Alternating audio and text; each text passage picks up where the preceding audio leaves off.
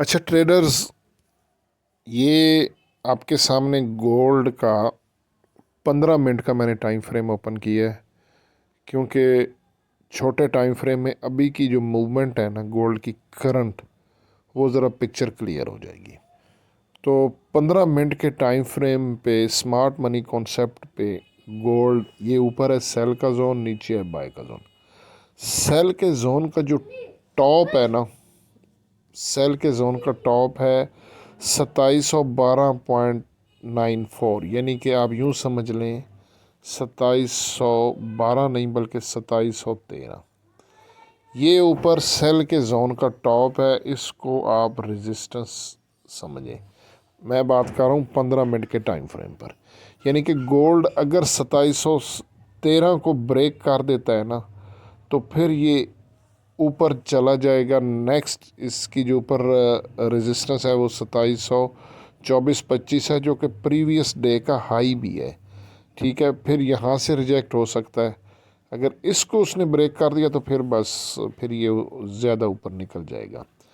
एक चीज़ आपको क्लियर होगी, यानी कि नज़दीक तरीन अभी के लिए गोल्ड की 2713 की रेजिस्टेंस है। इससे रिजेक्ट होता है तो डाउन आ जाएगा, अदरवाइज़ फिर ये 2713 के ऊपर 2724 वाली साइड पे चले जाएगा। नीचे ये बाय का जोन है। बाय के जोन का जो बॉटम है ना वो 2699.78 है, यानी कि 2700 की फिगर है। 2700 से नीचे आप एक पॉइंट नीचे रख दें तो वो आपका बन रहा है 2699। 2699 यानी कि 2700 या 2699, $1 सेफ्टी के लिए नीचे रखा है। अगर गोल्ड 2699 को ब्रेक कर देता है ना, तो फिर ये डाउन चला जाएगा। ठीक है, नीचे फिर अगली सपोर्ट देखने की ज़रूरत नहीं है। फिर अगर गोल्ड ने ये यहाँ पे ये ब्रेक कर दी ना गोल्ड, तो फिर इसके नीचे जाने के चांसेस है। बाकी आज फ्राइडे है, अनएक्सपेक्टेड मूव फ्राइडे को अक्सर होता है। ठीक है, इसलिए मैं इतनी लंबी वीडियो नहीं बनाता हूँ, बड़ा शॉर्ट सा आपको अभी का मैं क्लियर बता देता हूँ। वैसे मैंने तो रिसर्च की है। ठीक है, फ़िलहाल न्यूट्रल जोन में है। 2713 अगर ब्रेक होता है तो फिर 2724 प्रीवियस डे का जो हाई है, अगर वो ब्रेक हो जाता है फिर और ऊपर निकल जाएगा।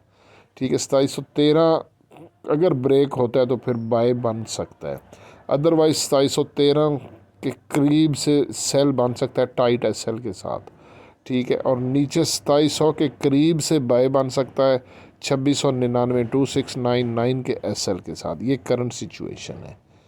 बाकी असलमान को दुआ में ज़रूर याद रखिएगा। अल्लाह हाफिज़।